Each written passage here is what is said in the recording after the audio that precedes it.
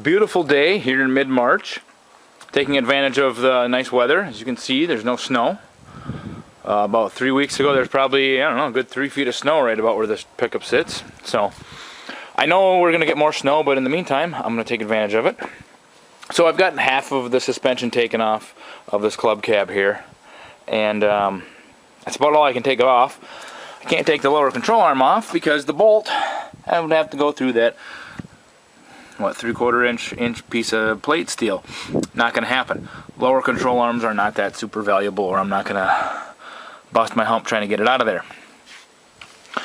So there's the stuff that came out, and one of these guys was up under here, on top of the spring. I've only seen these in the 70s body style pickups. I haven't seen them in the 80s, but then they've got rubber insulators on the top, so I don't know if that's supposed to be an insulator or just kind of an anti-wear plate. I don't know, but anyway. So I got this side to go yet. It won't take that long. It's actually coming apart pretty nice. I mean, it is essentially a 10-year-old truck, considering it's a 74 that got put in a garage or a barn in 81, and there it sat until a couple years ago. So we've got all kinds of parts, suspension parts already painted for it, so when I get this disaster of a K-member taken out of there, I can just clean up the frame, paint that quick, and then start putting stuff together.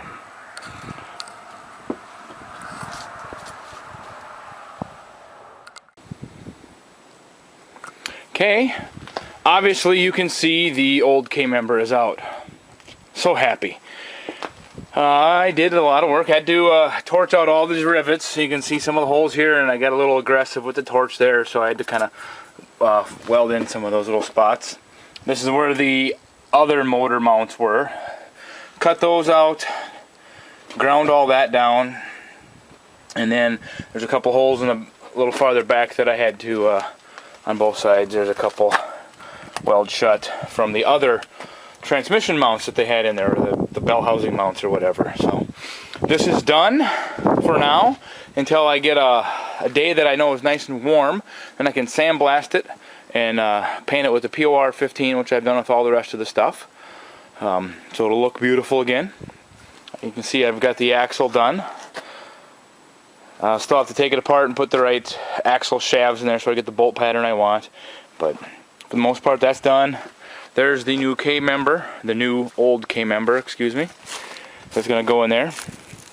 And I'll show you the problem, well, a couple of the problems. I mentioned it before, but see, there's a hole for a rivet and there's a hole for a rivet. Can't get to that thing at all. So my initial suspicion that these pieces weren't on there when most of it was riveted together, I think are correct.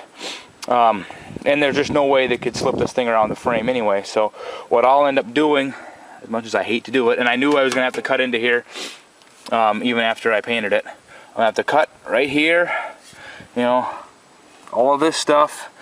I don't know if I'm going to cut it completely loose or if I'm going to leave a little bit so I can bend it back. I'm thinking I'm going to end up just cutting it all completely loose.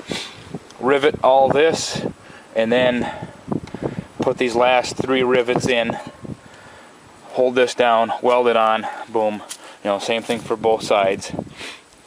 A lot of work, then I'll of course have to repaint some of that stuff, which I knew I was going to have to do anyway, just because it's going to get scratched on the way in. And since I'm this far with looking as nice as it is, I'm going to make sure I touch it up after the fact. Big deal.